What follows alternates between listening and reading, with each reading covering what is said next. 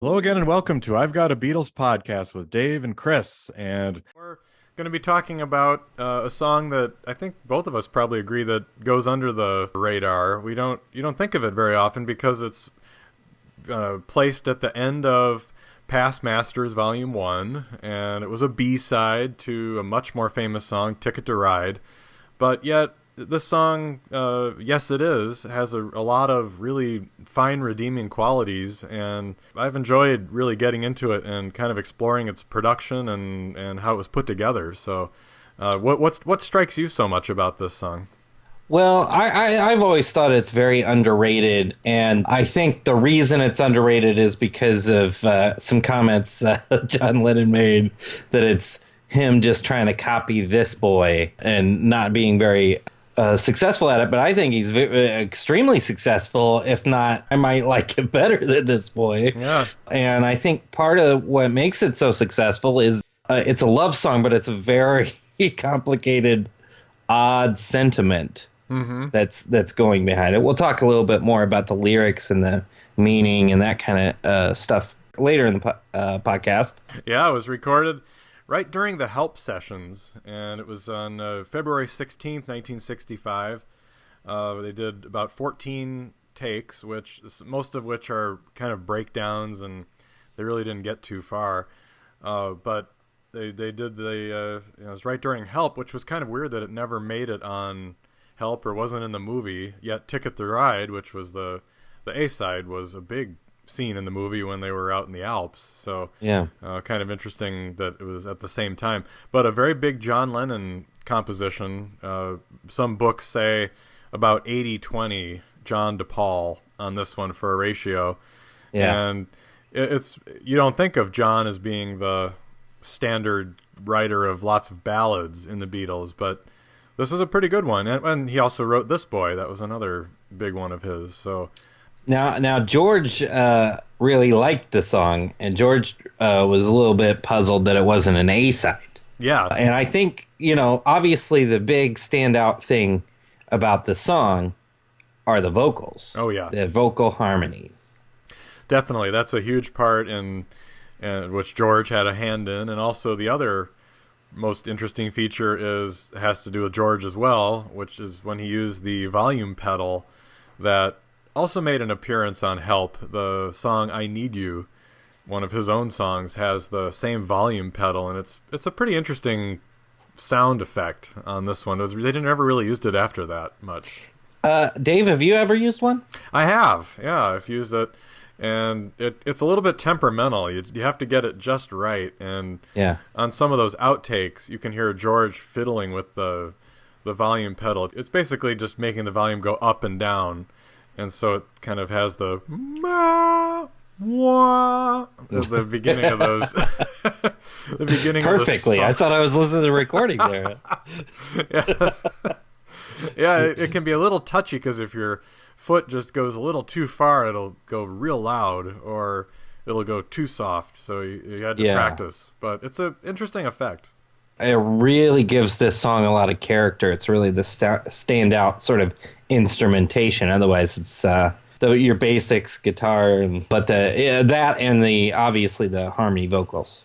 Yeah, and I'm interested because I could only think of 3 songs that have that extensive of 3-part harmonies. You've got This Boy, Yes It Is, and then Not Until Because is really the. Can I think of another example where there's the 3-part close harmony? We don't really think about it, but it's like, man, they could have really done that some more. Yeah. More, Yeah.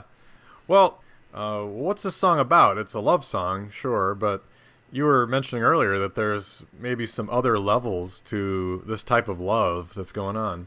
Well, it's similar to This Boy. This Boy is like a sort of an I want you back, you're with another guy, and sort of trying to throw shade on that guy,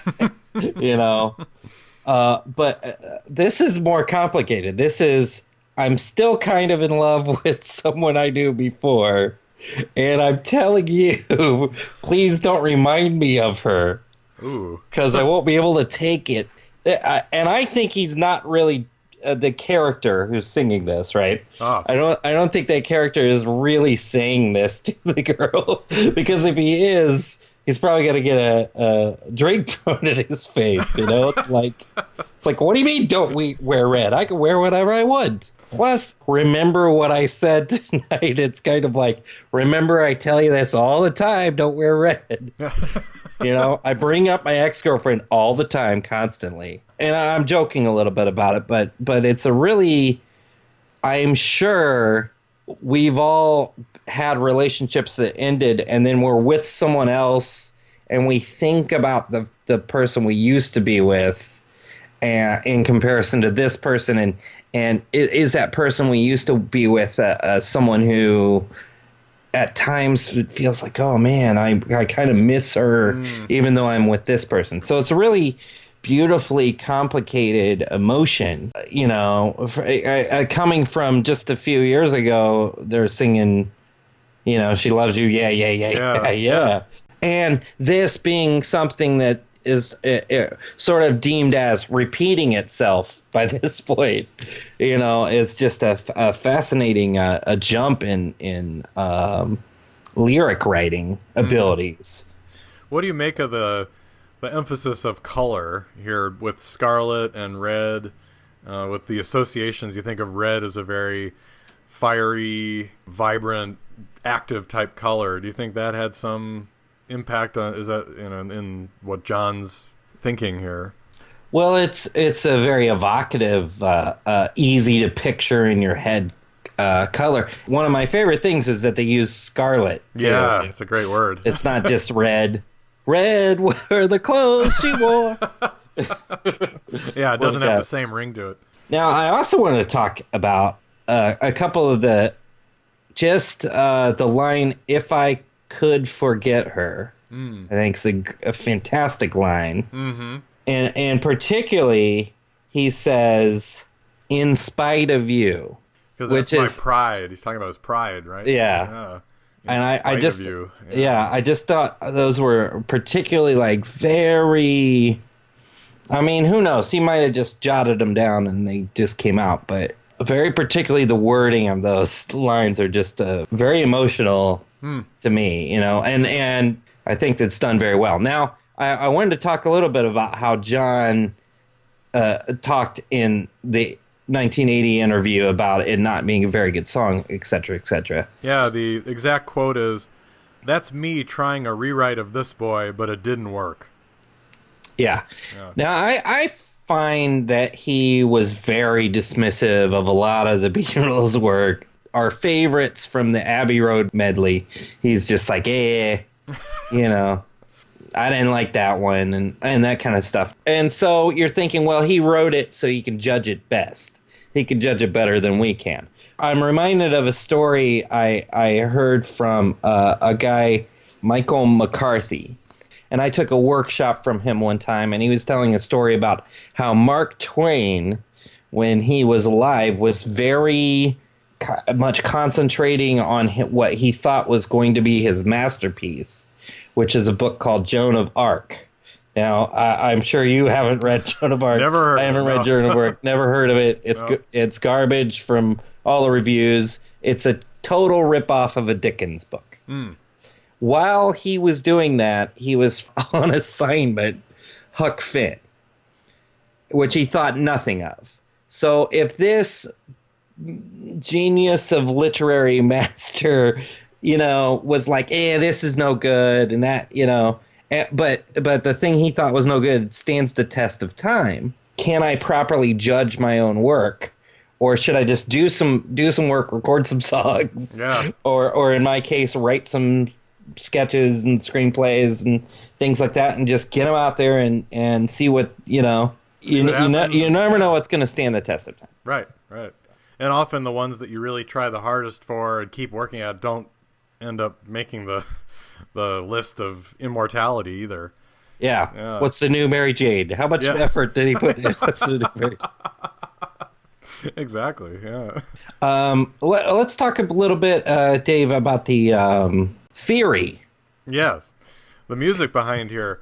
Yeah. The The music for Yes It Is in general is pretty straightforward. I compare the beat. It sounds a lot like Babies in Black. It's the same kind of 6/8 or waltz-like. Has that same kind of feel. Ringo's has a very relaxed drum feel, or drum way he plays the drums is very relaxed. But just very relaxed and flowing. But a little bit of tambourine mixed in there, a little tambourine hit. Yeah, some nice percussion in there. A couple things stand out to me. The chord progression, or the way the chords work, reminds me a lot of a doo-wop song, or sort of 50s music here, especially with the vocals. You get a lot of the vocal harmonies in doo-wop songs, and the Beatles loved all that kind of music, girl groups and things. So the chords themselves are pretty standard. There are a couple interesting ones, though, in the middle section. A few unpredictable chords, and I think what makes them stand out is that the harmonies are a little bit dissonant. And for people who aren't music people, you could say dissonance means sometimes unpleasant sound or a little bit off. And I think there's a couple spots in the vocals that are a little bit edgy and slightly out of tune. And I like that, actually. It gives it like a real authenticity. But especially in the middle sections and at the beginning, right at the beginning, you'll hear it's a little bit off. And that's okay. I think it works. It's a song. It's not a totally pleasant, affectionate love song. It's a mixed emotion kind of song. So you're going to have some things like that.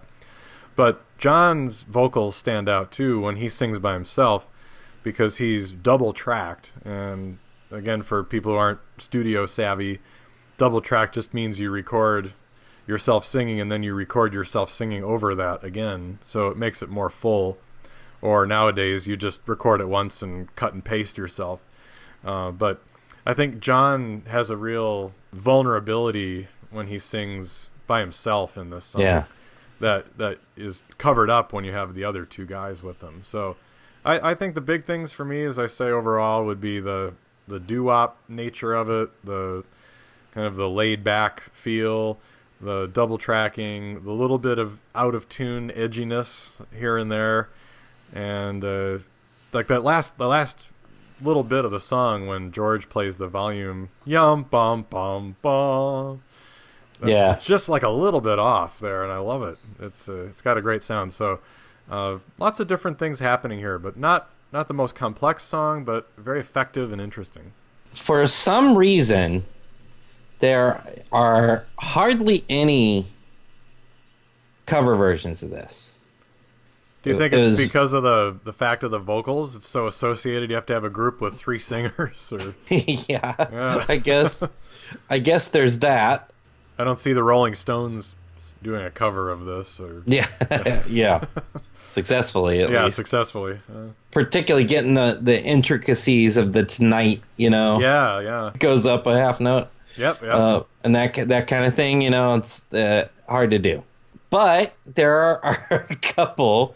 Now, one which is Peter Sellers' spoken word version of it. Peter Sellers. This may be the one and only time we play an eagle on the podcast, and it's from album based around the Bridge School concerts. That's Neil Young's thing, isn't it? Yeah, Neil Young's thing. And this is Don Henley. You're a big Eagles guy, right? Not really, but I'd have to say that's passable. Actually, not too bad.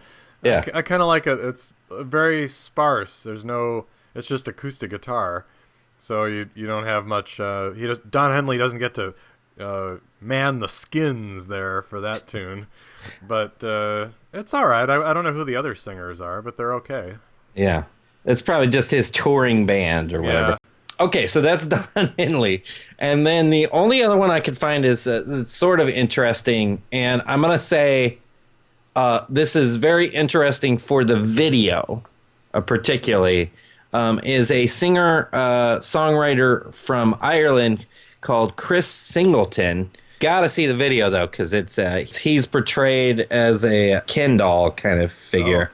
and he's got a picture of Barbie in a red dress. Oh, and wow. is showing it to like He-Man and different characters. So it's a little sense of humor over top of the song. Yeah, it's a very Yes. different kind of version, much slower and Yeah. more down and out kind of sounding. Yeah. Yeah. I there's not a whole lot more to say about it, I guess. No, it's just a nice, very good B-side. I was looking at a YouTube video that someone had put together of clips, video clips over this song, and reading some of the comments, and somebody said, "This is continual proof that even the Beatles B-sides were really excellent songs." And Yeah. I think that's very true. That kind of sums up this song, that it's got a lot to it, and it's very catchy too. Yeah.